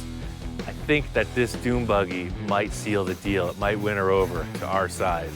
It's just going to be epitome of driving around in something cool, you know, especially done by Ian, because he's so creative. I recently went to this dune buggy show just to see what's going on in the scene, and it's happening. This type of car has been built for decades. It started out with simple tube frame and advanced into this fiberglass body. At the car show, you see all kinds, and people just dig them. The early dune buggies are super desirable. They're still around, but they're harder to get. What you're seeing a lot of is reproduction stuff with really high-tech performance goods. The cool factor in this type of car is that it's super unique. They're about having a good time, and everybody does it their own way. The Myers-Manx is kind of the standard. It has the reputation of being the coolest, most sought-after classic fiberglass buggy. Yeah, the fellow across the way said that this was the original, the real deal Manx. I guess this one sits on an original VW floor pan that's shortened. And just looking around it, you can see a lot of the parts are all VW Bug. Seeing all these dune buggies got me charged up. I'm ready to get this thing going. Don claims to have an old fiberglass buggy and a chassis back in one of his shops. He's got like 5 buildings, huge, all full of cars. He said just kind of look around. I guess there's a lot of stuff in here. He's not sure where it is. There's got to be 1 million cars here, and it's been sitting for decades. This car could be anywhere. Don's got stuff piled on top of stuff. Ian wanders around the boneyard here looking at this and scratching his head all the time. And I asked him, what are you thinking about? He goes, the next project. So we have lots of stuff here to work with. The whole game plan here is search and destroy. It's gonna be a lot of digging, fighting a lot of cobwebs, but if he says it's here, I bet it is. He's got a pretty good memory. There's stuff that can be hot rods out there, they could be gassers, they could be lead sleds. There's a variety of cars that I have here. There's just so much stuff here. Maybe I'm not gonna build the fiberglass buggy. He's got a bunch of tube frame rails. He's got some Jeeps. There's all kinds of stuff. If I don't find this buggy, it's definitely gonna be something in these buildings. Now this is slick. Oh man. This Sterling is kind of a funky car. It's probably why it's sitting back here in the shop. They have a look, but it's not the look I need. Everybody's got their taste in vehicles. You look at Don's collection, he's got Mustangs, muscle cars, bitchin' trucks. I pull out the junky old Dune buggy from the back corner. This is what I'm looking for. Perfect. It's pretty freaking rough, but these bodies weigh like 150 pounds. This is perfect. He's got a chassis here. It looks like it's 68 or 70. It's all here. All the brakes are here, emergency brake, steering, suspension, transmission. This must have been somebody's buggy project that they never got to. This is perfect. This buggy's the real deal. It's a 60s survivor. I don't know where it came from. Don's wife, all growing up, her family vacations were dune buggies at the dunes. It could be her father's, mother's, brother's, cousin's, uncles. There was a lot of dune buggies going on in this family, and this thing's still here, untouched for decades. That old dune buggy body was something that my father-in-law had dug up years ago out in the desert from a guy that his son had crashed it. So the front end has pretty much been busted off of it, the gel coat shot, and it is in really rough condition. It really needed to be cut up and thrown in the trash can. It was that bad. It's like a Halloween costume. I love it. See, this is super light. This is perfect.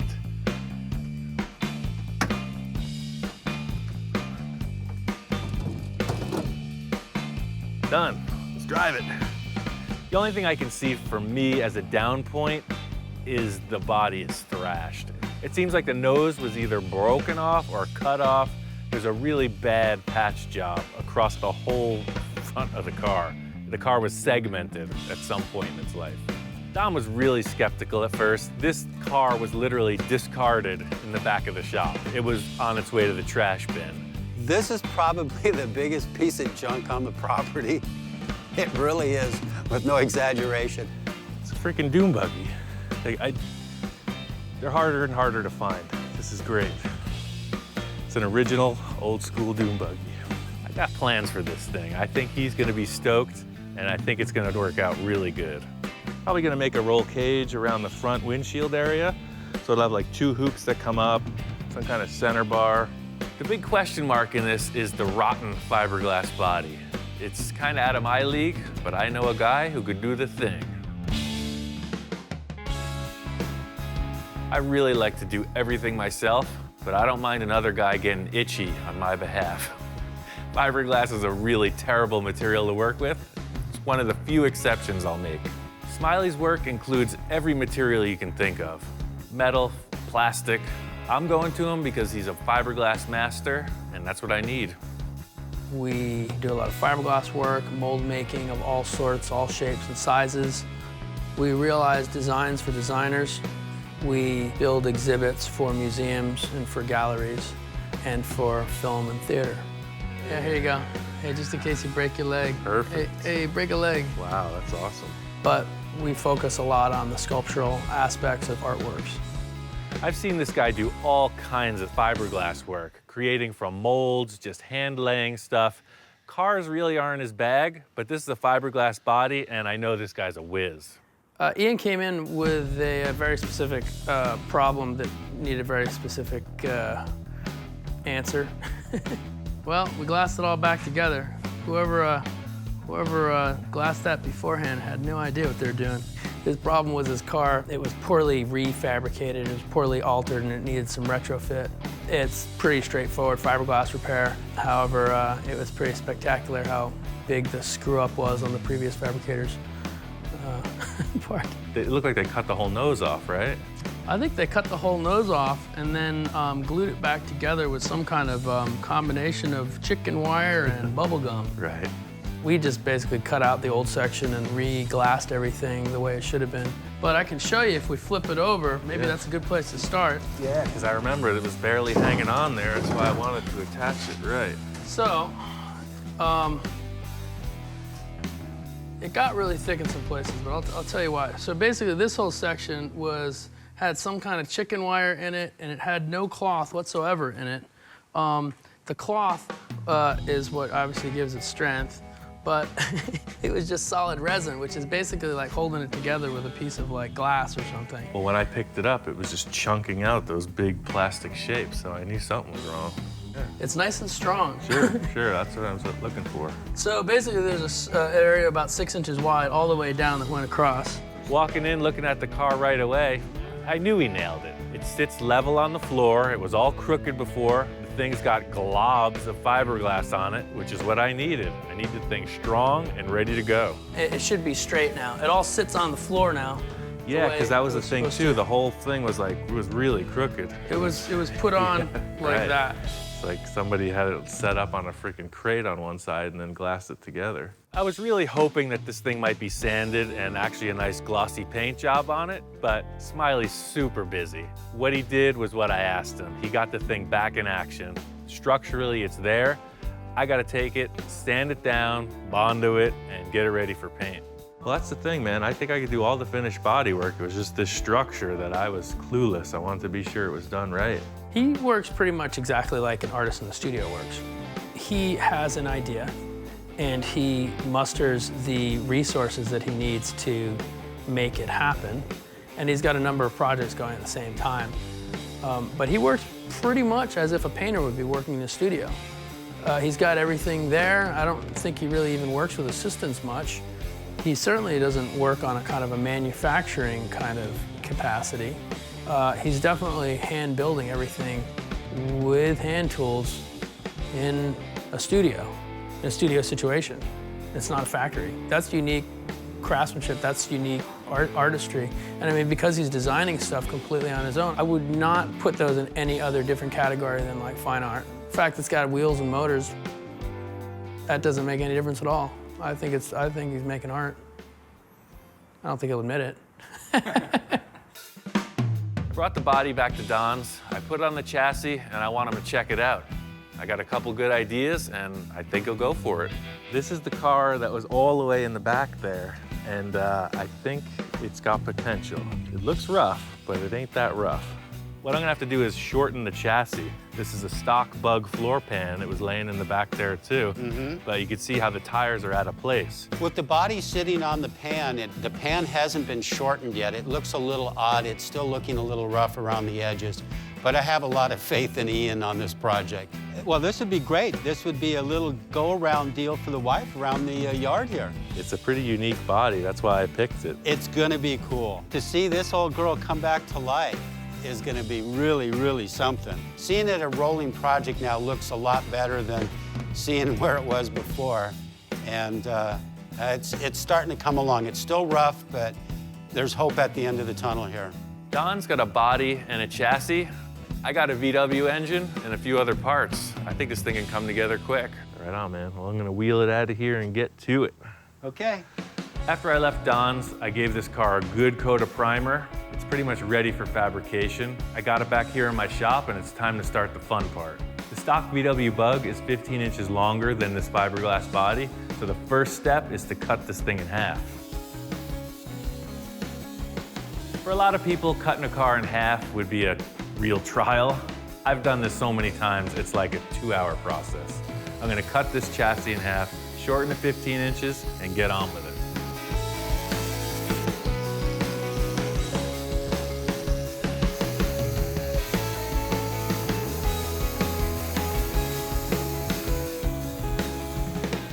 The whole mode of how I'm putting this thing together is to work through it as quickly as possible. I'm gonna get the structure in place and then put whatever linkages I need in later.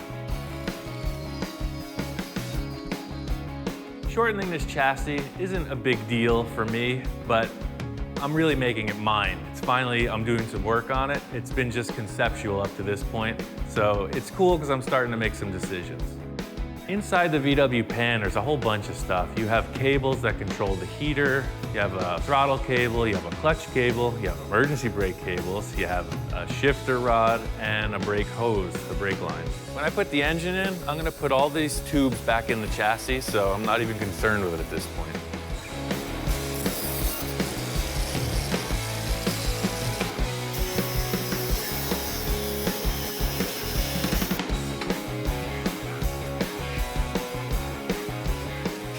Deal. You see there's really nothing to it. It's pretty straight ahead.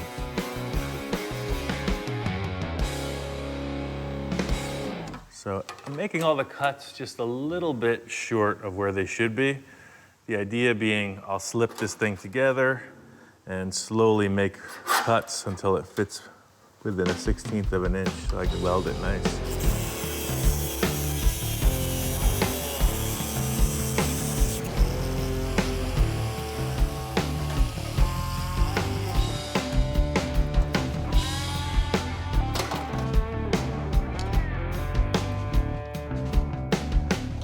I pushed the chassis back together, shorten the wheelbase. It looks great. I'm gonna weld it up and put the body on. It's the first time with the proper wheelbase.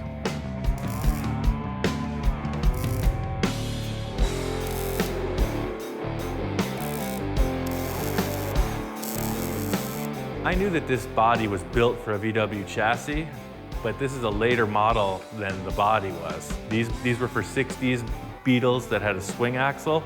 This is probably a 1970 or so. So I really wanted to put the body on once the chassis was shortened and be sure it fit. I never knew if it would fit until now. All my calculations are correct.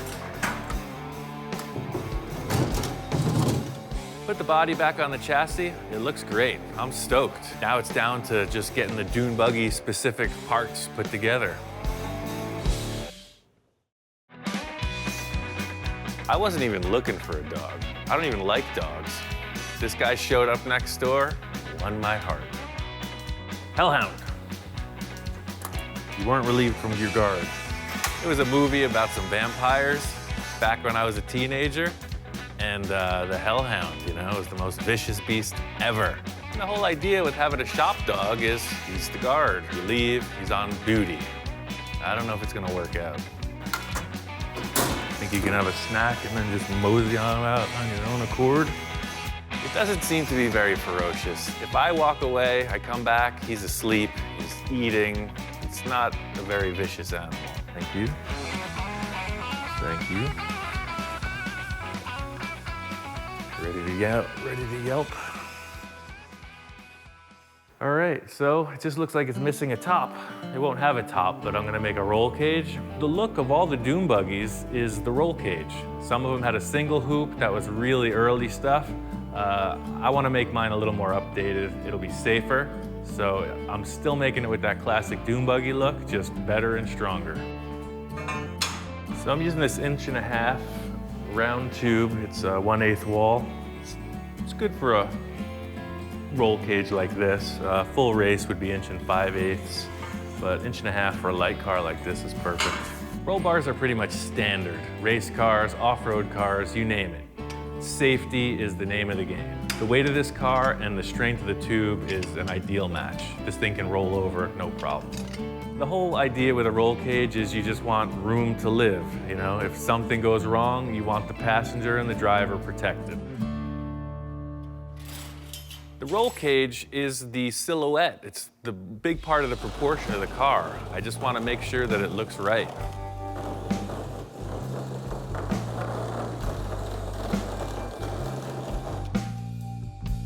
This hoop fits the car perfectly. It's definitely too tall. I designed it that way so I can adjust it. It's really just about making the second hoop and then putting the crossbars in. It's all about how I fit in the car.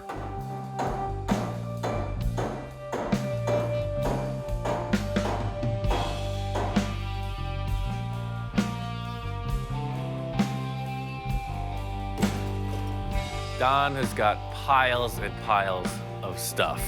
I found these two cool seats in one of his shops, and they fit the bill.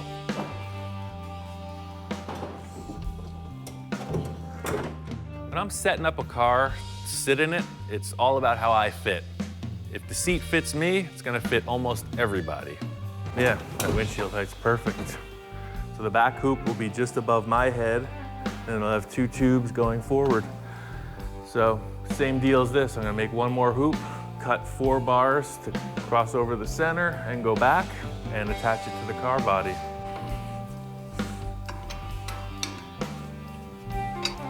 You can see these bodies are made to have this exact style roll cage. See how it fits in perfect down the corner? It's like when they did the glass, they designed it to have a roll cage in there. So you see it fits right in. This is good for me. I mean, there's plenty of leg room. You know, by shortening the car, you think, oh, we're gonna make it unusable, but remember, this Bug was a 4-seater, as small as it is, so I'm actually sitting where the front seats should be, just a little bit further back. Everything looks good. I just need to make the cross members on the roll cage, and it's a done deal. So, worst case, this is the height should all hell break loose. Oh yeah, there's plenty of room. That's perfect. That's the height. The next step is to trim the lower sides of the windshield tubes and commit to this height. You can see the tube comes straight through, and I'll actually want to angle this windshield back a bit also. And that ain't happening because of the tire. So I'm gonna cut this off, and I'm gonna have to reattach with some kind of a different plate.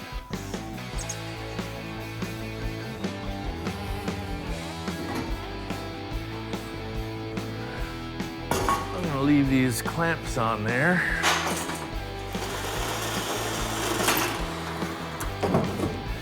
That fits better now. So it's really all about the rake on this windshield. See, pulling it back to there looks pretty good.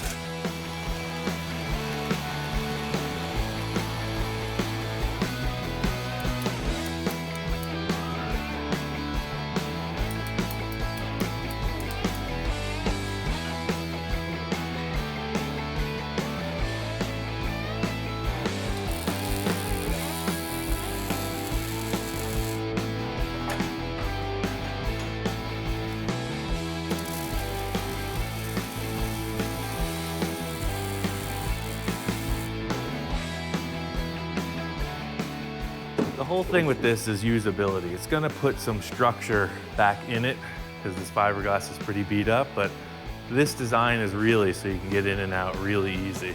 You know, you got some monkey bars to hold on to. So that's the deal. You know, when you're going around the dunes and you need something to hold on to, you got it. And then to get out, you got a handle. And it looks cool. Ever since I started this project, I've been thinking about the engine. Searching around at Don's, as usual, he's got so much stuff. I find an electric motor for a forklift. Just in a pile of parts, you know, there's this electric motor, there's a bunch of switches, speed controllers, just electric stuff. Just got me thinking. I mean, an electric Dune buggy, nobody's got that. That thing has been around before I've been married, and I've been married 35 years, so that thing is from the 60s, so it's gotta be 50 years old, and I don't even know if it works. I know nothing about it other than it's sitting out back. I've wanted a Dune buggy forever. So building this, I'm kind of living vicariously through Don's project. I built an electric car before, and it's just a cool idea. I'd really like to make this happen.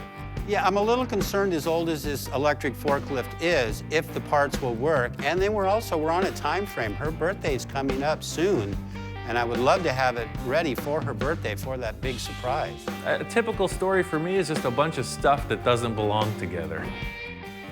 I got a Dune buggy and a forklift and a dream. What more do you need? I think electric car is happening.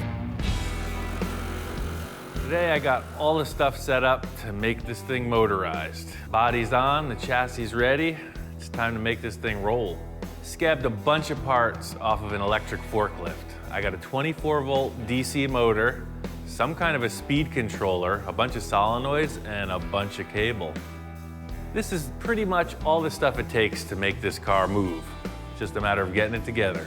When I took this whole thing apart, I didn't think to test the motor because I was so excited that it was free. I just grabbed it and ran. So it turns out the motor was seized. It wouldn't spin at all. I hooked up a battery and it was completely locked up. It's really a bummer because I got this motor for free, expecting to just go forward and immediately hit a wall. I have to put power to it and see what it's gonna do. It's a pretty sad state.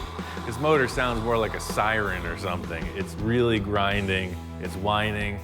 Electric motors are typically silent, and this one sounds like something terrible.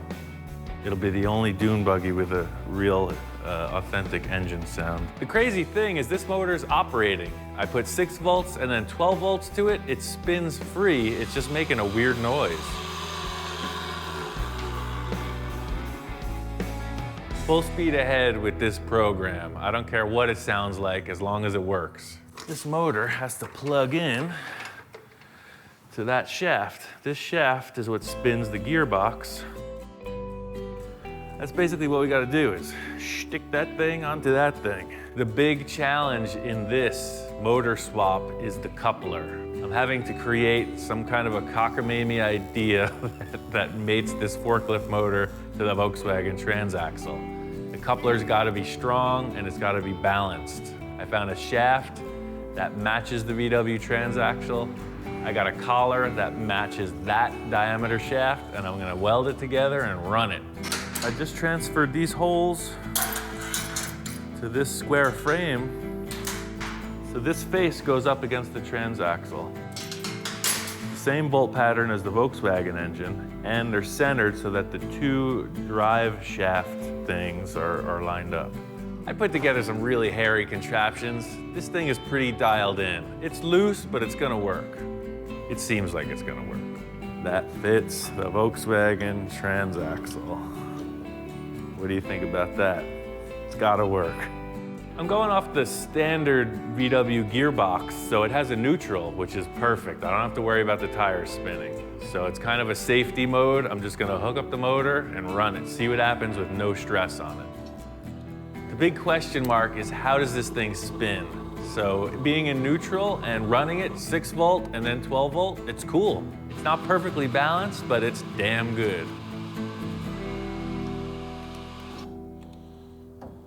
The cool thing about this dog is the first couple days he was sketchy, but he's becoming shop dog. It seems like the dirtier he gets, the mellower he gets. So I'm just not gonna wash him. It's such a bummer. It seems like anything that can go wrong will. This electric motor spins the reverse of what a Volkswagen engine does. That means we have 4 reverse gears and 1 forward gear. It's in reverse now, which will make it go forward. It's something I need to figure out. Yeah, there it is. I'm not gonna get caught up in the fact that reverse is forward. Sometimes things go sideways for me. It's still gonna move. First gear is here, and then second gear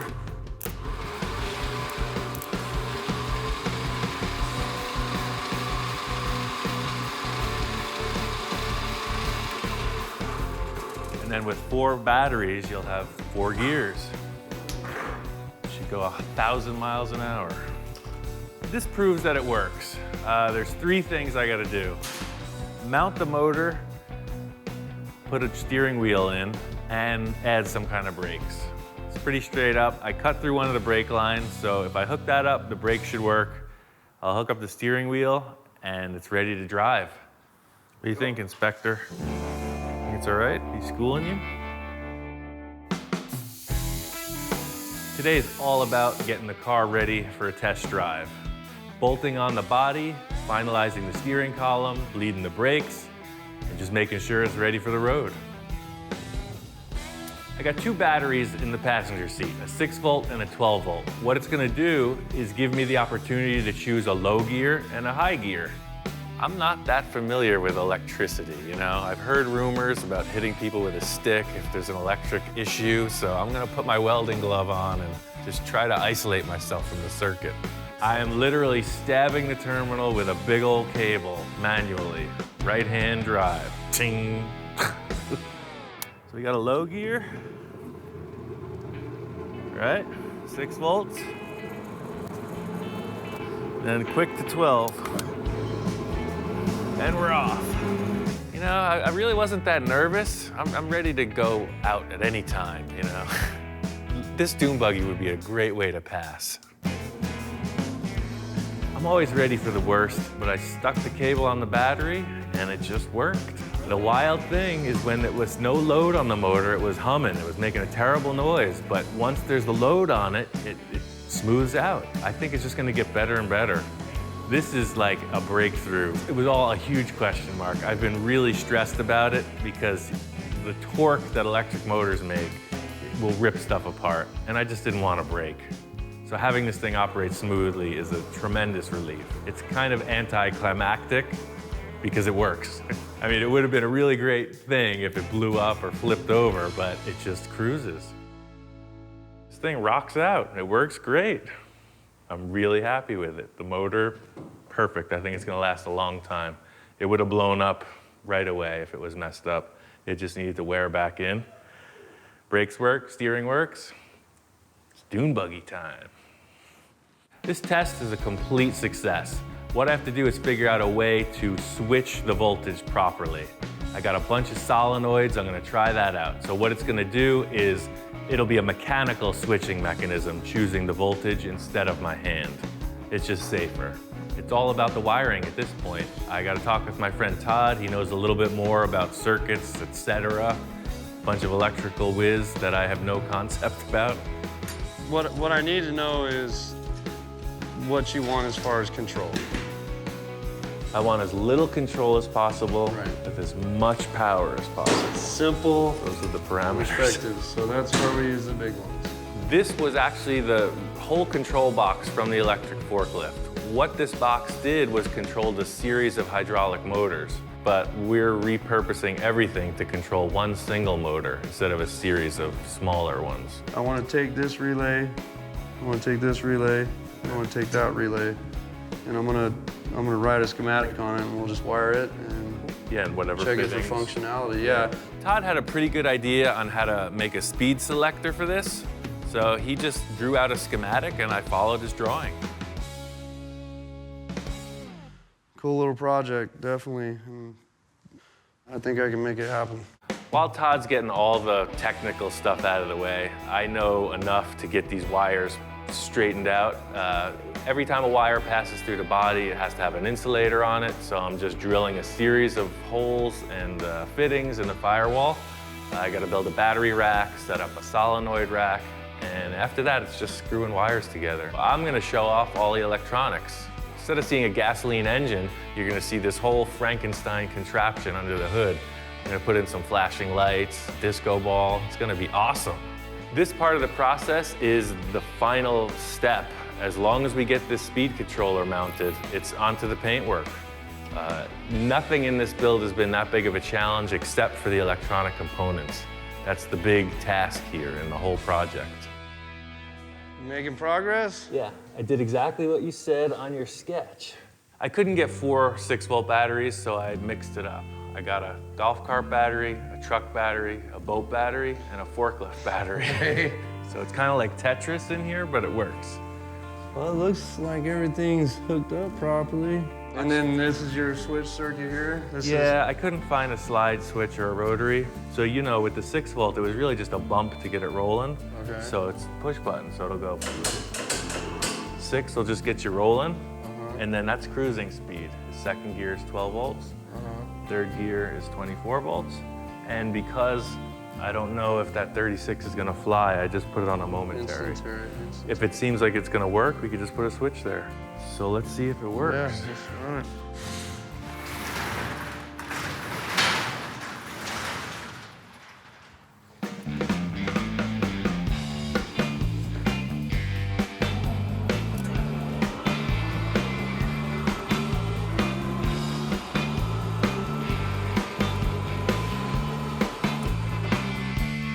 That is rad, man. I'm telling you what. I didn't think it'd go that quick. And he's still got 4 gears.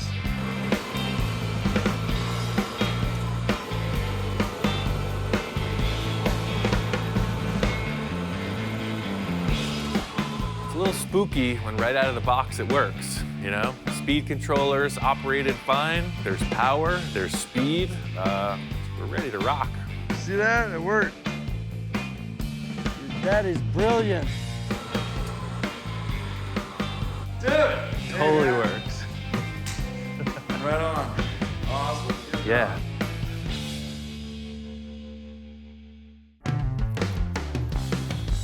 Now that this car is running, I looked at it driving around a little bit. It's kind of bland. The body's a cool shape, but it's just one big blank thing. No trim work, nothing. It's just a shape. I want to do some kind of graphic thing. It's got to be an exciting car. It's a fun car, so I got to come up with something cool. Graphics are really time-consuming. 3M gave us a whole ton of tape, so I'm going to use every bit of it. I'm going to tape off the whole body of this car and come up with a cool graphic job. I got a silver car, I want red stripes, so I'm going to tape it off everywhere so that the only part that gets the paint is where I want the red. The wild thing about this is I have so many lines going on, I'm not going to know what it looks like until it's painted. This is just an idea. The whole deal is it's got to be symmetrical, and it's a million pieces of tape on this, so they got to seam together flawlessly, because if tape doesn't line up, the paint doesn't look right, it doesn't look pro. I don't have a lot of experience with paint, so I really don't know what this is going to look like until it's finished. Really, once the clear coat is on, that's the finished result, and a painter that's done this knows where he's going. I'm just going. Eastwood gave us a whole urethane kit. It's got this red base coat, you just thin it out, it has no catalyst. It's super easy to use, you just mix it and spray it. Worked out really good.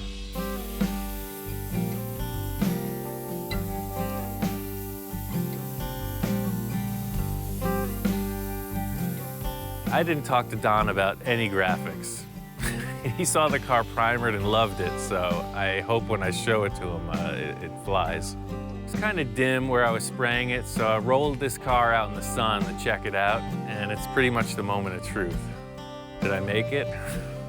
I started peeling it back, and the glitter was just popping. The sunlight was hitting that, it looked great. And then Don shows up. I don't know, Ian. Red's not one of her favorite colors. Oh, but that glitter sure looks nice. Even though red might not be your favorite color, come on. Every gal is a fiend for glitter. Shit, love the glitter. Right? Look at that metal flake. Oh, wow. That's really starting to come alive now. That looks really cool. When Don saw this thing in the sunlight, he was sold right there. He thought Patty, even though red wasn't her favorite color, he thinks she's gonna dig it. Not only do you have glittering lightning bolts, but you got a double red line there. That looks really cool. I'm stoked that the paint work happened. It was a little touch and go, but it worked out perfect. So once this base coat sets up a little, I'll clear coat it, and then really it's just like put on the headlights, put in the interior, and she's ready to roll. I think 3 days is good. Yeah, when he pulled the tape off and it was done, and the clear coat was the next step, I knew it was gonna come alive then. It looks absolutely great. Wonderful, wonderful. Be just in time for her birthday, man. Be perfect. Hope Be a she great likes it. surprise. Oh, she's gonna love it. All right. Okay, I'm going back to work. I'll be here. This isn't a really technical paint job, but it's way further than where I was going originally. And that's the thing, once you get excited about something, just keep going with it.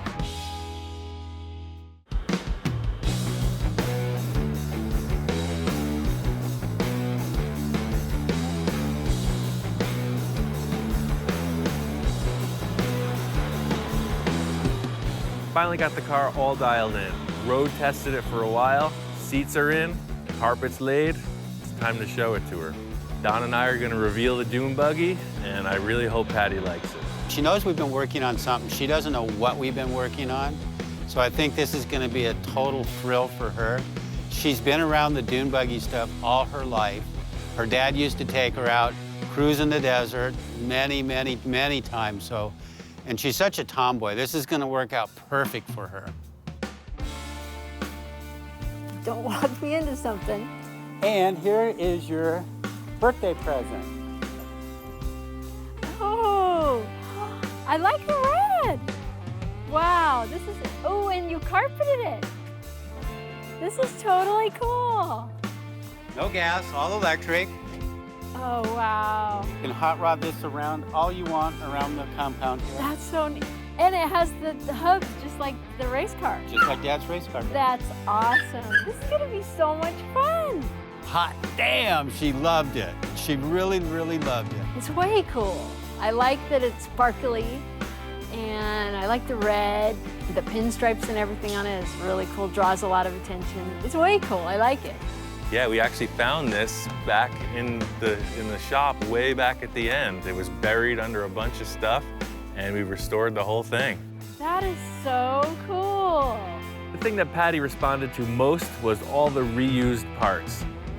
We're on the same wavelength in that she's not looking to spend a bunch of money. She doesn't want a super fancy car. So the fact that we used all the stuff that was around her family's compound really turned her on.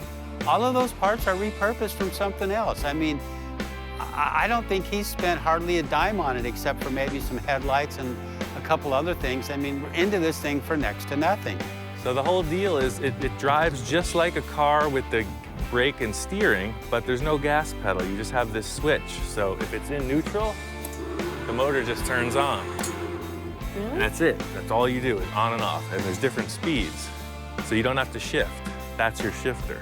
I think my favorite thing that Ian did with the car is going electric with it. I think that is just way cool. And it shows how talented he is. I was kind of nervous because it's electric, so it's different. It's completely different. So I wanted to drive it, but I was also nervous about damaging it or doing something. But it's really cool to drive. It's a lot of fun. I love it! The cool factor about this whole build was that Patty's family was into Dune buggies. I mean, for years, like old school when the thing first happened. So to restore this original Survivor and give it back to her, it's like it came full circle.